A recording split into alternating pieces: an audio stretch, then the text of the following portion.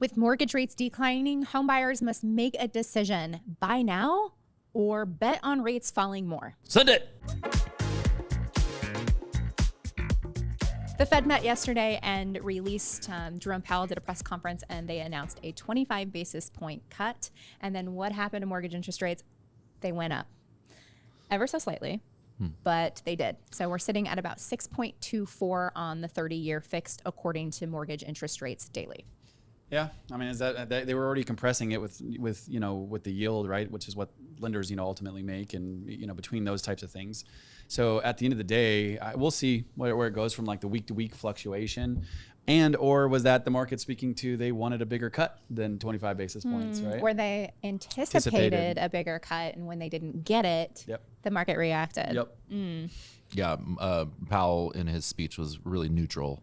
And they didn't like that. They wanted a dovish Powell, and they didn't get the dovish Powell. They got the neutral Powell, and I think that's what caused the 10-year to move up and rates to go up a little bit too. Do we feel like 25 basis points was just a consolation prize? Was it just like an act of appeasement? Yeah, I don't really understand this guy, to be completely honest, because he's obviously a brilliant dude, but like when they say, "Oh, we're going to let the data speak and we're going to make our decisions based on the data."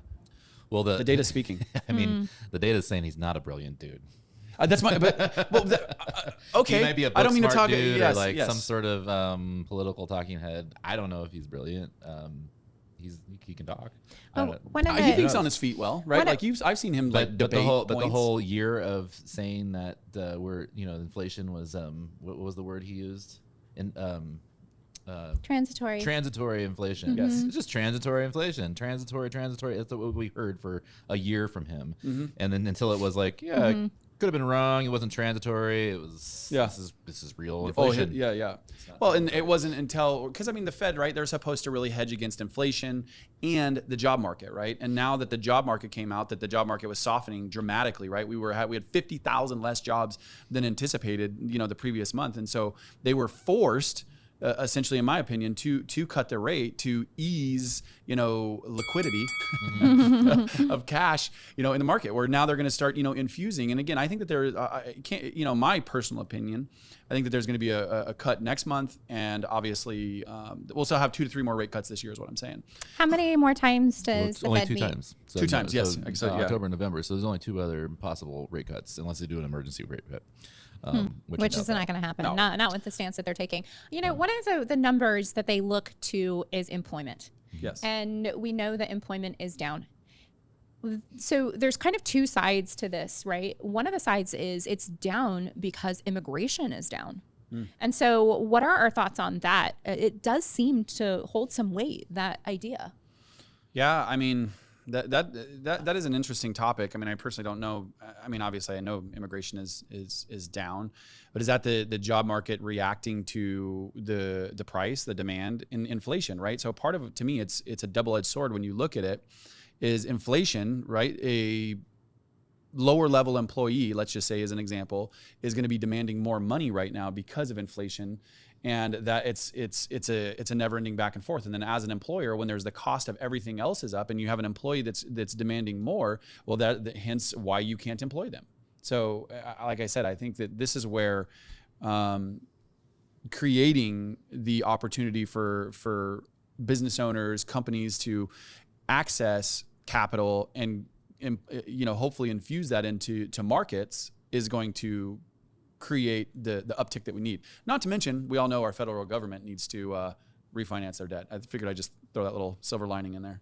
Redfin has reported that wages are growing faster than rents and mortgage payments. So wages are up 4.1% year over year, while asking rents are only up 2.6%.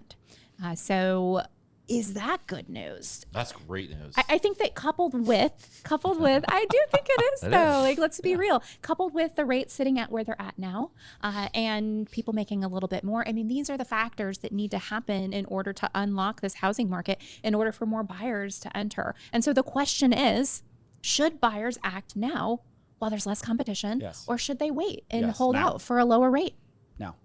You think now? I think now. Yeah, I do too. I think that there's better negotiation Yes. now. I think there's less competition, and it just seems like if you're a buyer on the fence, or if you're a real estate agent and you're coaching buyers, you got to share with them that this is a unique opportunity right now. Well, I mean, you may have a buyer that just can't at this rate. True, absolutely, yeah.